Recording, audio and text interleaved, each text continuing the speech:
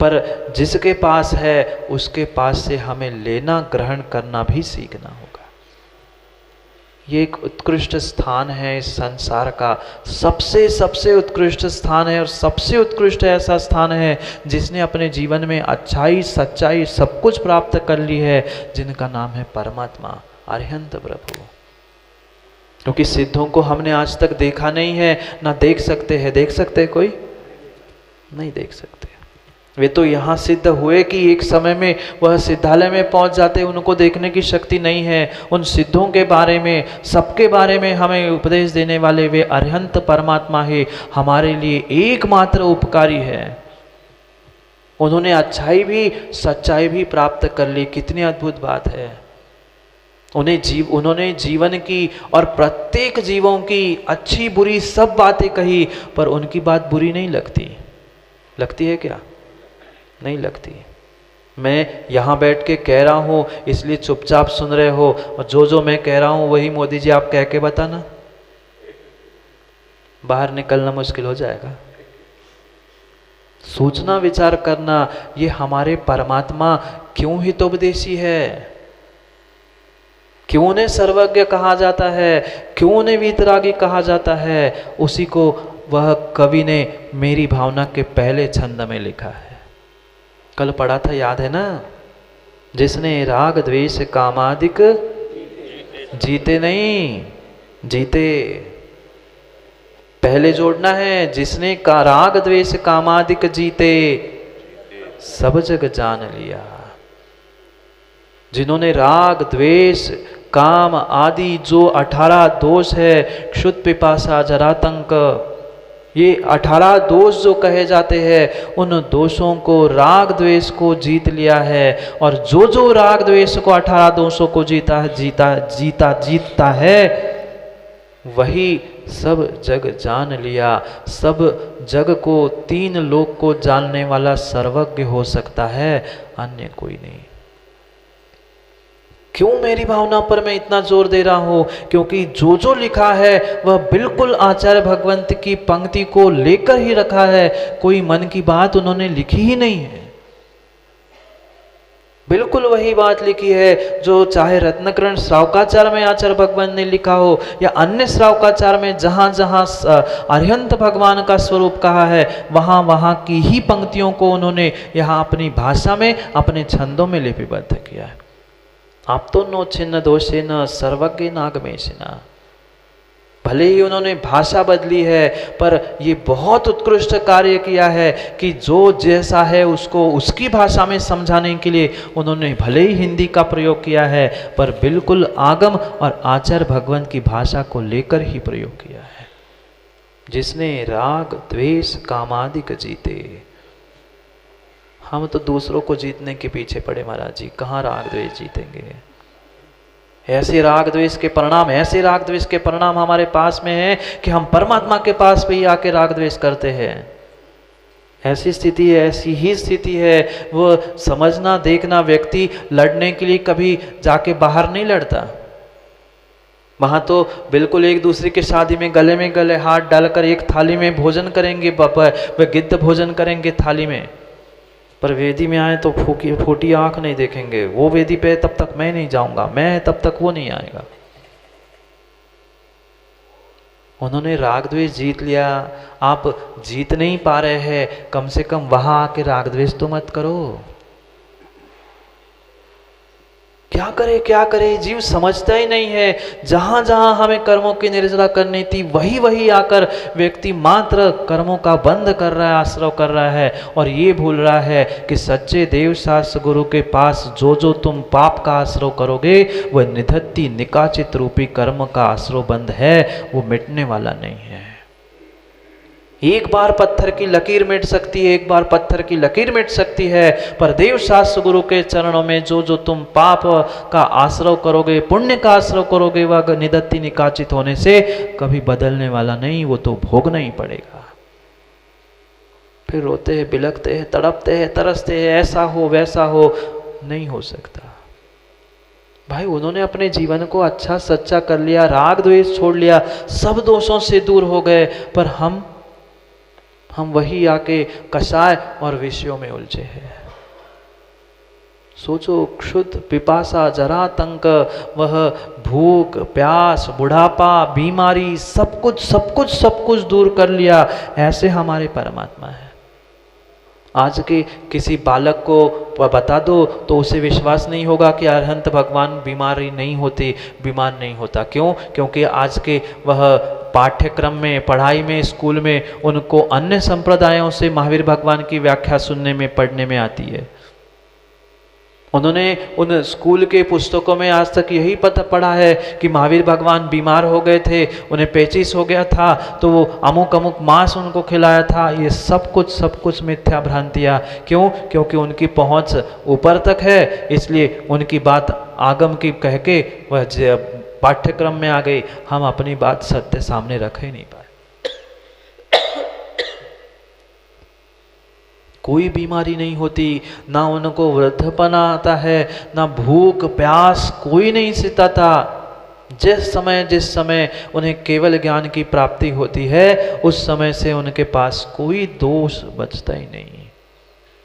न राग, न द्वेष, न भूख, न प्यास, न बुढ़ापा, न कोई एक भी प्रकार का दोष उनके पास शेष रहता ही नहीं है। पर ये भी समझ लेना, दोष नष्ट हो गए, और जिस समय दोष नष्ट होते वे खाली नहीं हुए। हमारे परमात्मा, हमारे अरहंत, हमारे सिद्ध दोषों से रहित हो गए मतलब सबसे रहित नहीं हुए, कर्मों से रहित हो गए मतलब सबसे रहित नहीं हुए। जहां दोष मिटे वही तत्क्षण नए गुण भी प्रकट हो गए। दोषों को मिटाना ही उनका गुण था, पर जैसे जैसे एक एक दोष मिटते गए, वैसे वैसे एक एक गुण उनके भीतर प्रकट होते गए। क्योंकि पहले दोषों ने आवरण किया था, दोषों ने ढाका था, दोषों से युक्त थे, और जैसे ही कर्मों का, दोषों का आवरण दूर हो गया, अपने आप उनको वह सर्वज्ञ केवल ज्ञान प्रकट हो गया। क्योंकि आवरण था, ज्ञानावरणी था, दर्शनावरणी था, मोहनीय था। एक एक एक एक जैसे कर्म दूर होते गए, वैसे वैसे वैसे वैसे वे गुणों को प्राप्त कर गए। सब जग जान लिया। किस किस को जाना? सब जग को जान लिया। व्यक्ति ये सोचता है मैं तो चोरी छुपे पाप कर रहा हूं, दरवाजा बंद करके पाप कर रहा हूं, लाइट बंद करके पाप कर रहा हूं। आप कितनी लाइट बंद कर लेना, कितना एकांत खोज लेना, पर दुनिया का कोई व्यक्ति देख पाए नहीं देख पाए, पर अरहंत के ज्ञान में तो आपका पाप पुण्य सब झलक रहा है। आपकी अच्छाई, आपकी सच्चाई, आपका ढोंग, आपका ढंग भगवान के ज्ञान में चराचर झलक रहा है। कोई ऐसा द्रव्य, कोई ऐसी पर्याय, कोई ऐसा गुण नहीं है कि जो भगवान के ज्ञान में नहीं झलका है। कितना ही छुपाने का प्रयास कर लेना, आप वर्तमान के जीवों के सामने तो अपनी गलती, अपने दोष छुपा सकते हो, गुरु के सामने फिर भी अपनी गलती दोष छुपा सकते हो, पर परमात्मा के सामने, अरहंत के ज्ञान में भानु कुछ नहीं छुपता है। सब कुछ बिल्कुल उस दर्पण के भांति दिखता है। जैसे अशोक भाई दर्पण में देखा, क्या दिखा? सामने दिखेगा, वो सामने दर्पण में दिखेगा, जो है वही तो दिखेगा। आप ये सोचो दर्पण में जाके मैं दर्पण में अपने आप को बाल वाला देख लूं, नहीं हो पाएगा। मासुक भाई सोचे मेरे बालों के सर के पीछे काय पड़े महाराज, क्या करे? जैसे जैसे दर्पण चमकता है वैसे बैठते ही तुम्हारा सर भी चमकता है। सो याद आता है, जैसे दर्पण में चराचर झलकता है, ऐसे ही भगवान के केवल ज्ञान में चराचर झलकता है। कोई द्रव्य, कोई गुण, कोई पर्याय शेष नहीं रहती कि जो उनके ज्ञान में नहीं झलकी है। पर इसका मतलब ये नहीं है कि उनके ज्ञान में झलकने से तुम्हारी वैसी पर्याय हो रही है। तुम्हारी जो पर्याय होनी है वैसी उनके ज्ञान में झलकी है। नहीं तो बहुत सारे जीवों को ये भ्रम है, मतलब उनके ज्ञान में तो सब फिक्स है, नियत है, पक्का है, तो फिर हम करें क्यों मेहनत? उनके ज्ञान में क्या पक्का है, उनने क्या झलकाया है, ये तुम्हें नहीं है पता, इसलिए तुम्हें पुरुषार्थ भी करना पड़ेगा, मेहनत भी करनी पड़ेगी। नहीं तो बहुत सारे जीव कहते हैं जो जो देखी वीतराग ने सो सो हो री वीरा रे, पर क्या क्या देखी वीतराग ने तो क्या जाने वीरा रे। वीतराग भगवान ने क्या क्या जानी, तुम्हें क्या पता, तुम तो पुरुषार्थ कर। तेरे भाग्य में अगर किस्मत में यही लिखा है कि जिंदगी भर मेहनत ही करनी है और आखिरी में फल मिलना है, तो तू मेहनत करेगा तभी तो फल मिलेगा। जाना तो सब कुछ है उन्होंने, पर उनके जानने से तुम्हारे पर्याय में परिणमन नहीं हो रहा है। जो होने वाला है उनकी ज्ञान की इतनी इतनी स्वच्छता है कि ब्रह्मांड की सभी वस्तुओं को वह युगपत देखते हैं, एक साथ तीनों कालों को। हम वर्तमान ही को नहीं देख पा रहे महाराज जी, वे तीनों कालों को देखते हैं, भूत भविष्य और वर्तमान। एक अकेली आपकी नहीं, जितने जीव है, जितने द्रव्य है, उन प्रत्येक 6 ही द्रव्यों की भूत भविष्य वर्तमान तीनों कालों की परिणमन को जानते हैं, क्योंकि सब जग जान लिया। ये दूसरा विशेषण हो गया। पहला विशेषण, जिसने राग द्वेष कामादिक जीते, यानी वीतरागी। वीतरागी, वे तो प्रभु हमारे वीतरागी है, और जतारा वालों आप, वे वीतरागी, महाराज जी हम वित्तरागी हैं। अंतर एक ही अक्षर का है, मात्र आधी डंडी का अक्षर है। वे वीतरागी है, वो थोड़ी सी डंडी हमारी बाहर आ गई, क्या करे, मान कसा है, सुवीत में थोड़ी सी डंडी लग गई, हम वित्तरागी हो गए और वे वीतरागी हो गए। क्या करें, ऐसी स्थिति है, फुर्सत ही नहीं मिलती, क्या करें। कितने कितने वित्त के रागी है। कल भी कहा था, कितना वित्त साथ ले जाएंगे, सब धरा का धरा पर सब धरा रह जाएगा। पर जीवन के अनमोल क्षणों को अनुभूत नहीं किया, आनंद नहीं प्राप्त कर लिया, जीवन में कुछ अच्छाई सच्चाई नहीं सीख पाए, तो तुम्हारी सब वित्तरागीपना धरा का धरा रह जाएगा। भूल रहा है व्यक्ति आज वित्तरागी प्रभु को, भूल रहा है वित्तरागी गुरुओं को, मात्र वित्त के राग में। कब तक कमाते रहेंगे। 70-80 के भी हो गए, फिर भी दादा शाम को पूछते, बेटा कितना कमा के लाए, कल की कुछ व्यवस्था है कि नहीं, अब दांत नहीं बचे, रोटी खाने की ताकत नहीं है, फिर भी पूछ रहे कितने कमाए, कितने लाख किसको दिए। कैसी परिणति है, कैसे परिणाम है, सोचो कहाँ जाओगे। वित्तरागी नहीं, वीतरागी के चरणों में पहुंचो। जीवन में अच्छाई सच्चाई प्राप्त करनी है, वीतरागी बनना है, तो वीतरागी के पास आकर वीतरागी बनने का पुरुषार्थ करो। पंचम काल की लीला है, पंचम काल की लीला है। अब मोदी जी दिख रहे क्या कर, अब मोदी जी जैसे जीव है, वो भगवान को भी वितरागी बनाने के लिए तैयार है। भगवान के पास भी जाके कहते, भगवान भगवान मेरी इतनी पूरी कर लो, मेरा ऐसा पूरा कर लो, मैं आपके लिए छत्र चढ़ा दूंगा, मैं चमर चढ़ा दूंगा। बेचारे जो वितरागी भगवान है उनको लालच दे रहे हैं, क्या करें। अच्छी बात है, बहुत अच्छी बात है, वे भगवान की प्रतिमा ही वर्तमान में है, पंचम काल में साक्षात भगवान नहीं है। बेचारे तो साक्षात भगवान भी होते तो वे भी उनकी प्रतिमा अगर बनती ना छठे काल में, मैंने कल इमेजिन कर रहा था, अगर कुछ बनता ना तो पंचम काल के भगवान बनते और छठे काल में उनकी प्रतिमा मिलती ना तो भगवान ऐसे मिलते नहीं, तो इसलिए तो वो सुन ही नहीं पाते बेचारे, ऐसे मिलते वे वैसे, ऐसे वीतरागी ना वे ऐसे मिलते हुए किस किस की सुनो, ऐसी स्थिति है। किस किस को झेलूं, क्योंकि बाहर के उपसर्ग जो पूर्व काल में हुए वो फिर भी सहन किए जा सकते हैं, पर पंचम काल के इंसान के उपसर्ग तो क्या कहे। अच्छी बात है, अच्छी व्यवस्था है कि पंचम काल में भगवान बनते ही नहीं है, प्रतिमा है, सो बेचारी प्रतिमा ऐसी बैठी है, उनको सुनाई नहीं देता, सो अच्छी बात है। वो भी सुनते होते तो कहते कहाँ से आ गए भगवान, पंचम काल के बने, वो भी दूसरे कहीं के बनते तो अच्छे हो जाते, वो कहते विदेह में चला जाऊं मैं। सोचो समझो कितनी कितनी कितनी गहरी श्रद्धा और कितना समर्पण हमें देवशास्त्र गुरु के प्रति चाहिए। क्योंकि संसार में अगर कोई वीतरागी है जिसे राग द्वेष तुम्हारी पूजा से किसी से कोई मतलब नहीं है, वे सच्चे वीतरागी है। और तभी तो हम पूज रहे हैं, तभी तो हम पूज रहे हैं, नहीं तो कौन पूछता। पर जीवों को उनकी कीमत नहीं है, जीवों को उसकी कीमत नहीं है। वे वीतरागी को छोड़ के कभी वितरागी के और कभी सरागी के पीछे दौड़ते हैं।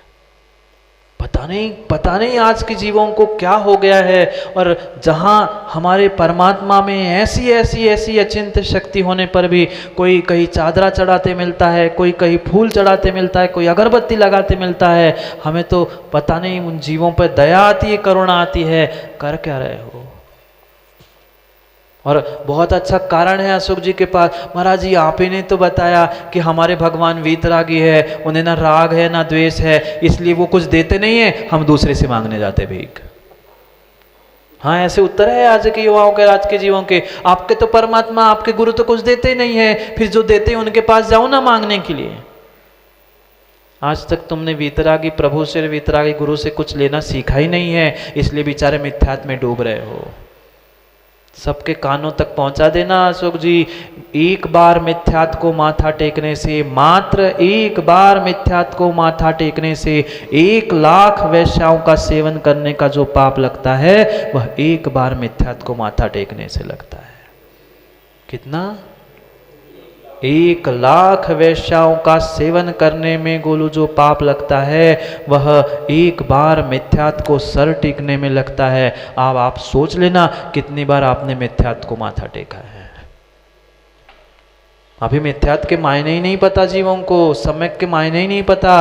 घंटों घंटों चर्चा करते सम्यक दृष्टि हूँ, मैं सम्यक दृष्टि हूँ। भाई ये जो तुम ढोंग कर रहे हो, भूत भभूत कर रहे हो, ये भी एक प्रकार का मिथ्यात्व ही है। लोगों को जो ठग रहे, बहुत सारे ठगू हो गए हैं आजकल, मैं देव, मैं ये वो, सब ढोंग है। पता नहीं कहाँ मति मारी गई है। ज्ञानी ज्ञानी जीव, बड़े बड़े अध्ययन करने वाले, वो तक भटक जाते हैं। क्या करें माँ, वह समस्या है महाराज जी। आपको तो कुछ लेना देना नहीं है, हमें घर है, परिवार है, बेटा बहू है, सबका देखना पड़ता है। पर विश्वास मानना, अगर परमात्मा देव शास्त्र गुरु के चरणों में, सच्चे देव शास्त्र गुरु के चरणों में अगर आपके पास थोड़ी सी भी श्रद्धा है, तो आप कभी भी खाली हाथ नहीं लौटते। पर क्या करें, हम पहले से भर के जाते हैं भगवान के पास, तो मैं झोली भरेगी कैसे। पहले से ही कसायों से, विषयों से भर के पहुंचते हैं, हमें तो ये चाहिए, हम तो ये करेंगे, हम तो वो करेंगे। भर के ही जाओगे तो परमात्मा से क्या मिलेगा? कुछ नहीं मिलेगा, कुछ नहीं मिलेगा, कुछ नहीं मिलेगा। मत टेको माथा मिथ्यात्व को, मत टेको माथा मिथ्यात्व को, मत टेको माथा मिथ्यात्व को। जो जैसा नहीं है उसको वैसा मानना, ये ही मिथ्यात्व है। जो जैसा जिसका स्वरूप है, हमारे वीतरागी भगवान वीतरागी है, उनको वीतरागी प्रभु मानो, पंच परमेष्ठी का जैसा स्वरूप है उनको मानो। अगर वैसा नहीं मान रहे हो, किसी प्रकार से गड़बड़ कर रहे हो, तो वो भी आपका मिथ्यात्व है। जो जैसा जिसका स्थान है वह देव है, हम मानते हैं, पर देव मात्र 4 निकाय के देव है, वो देवादि देव नहीं है। वे आपके लिए पूज्य नहीं हो सकते हैं, आदरणीय सम्माननीय भिन्न है, पर पूजनीय नहीं हो सकते।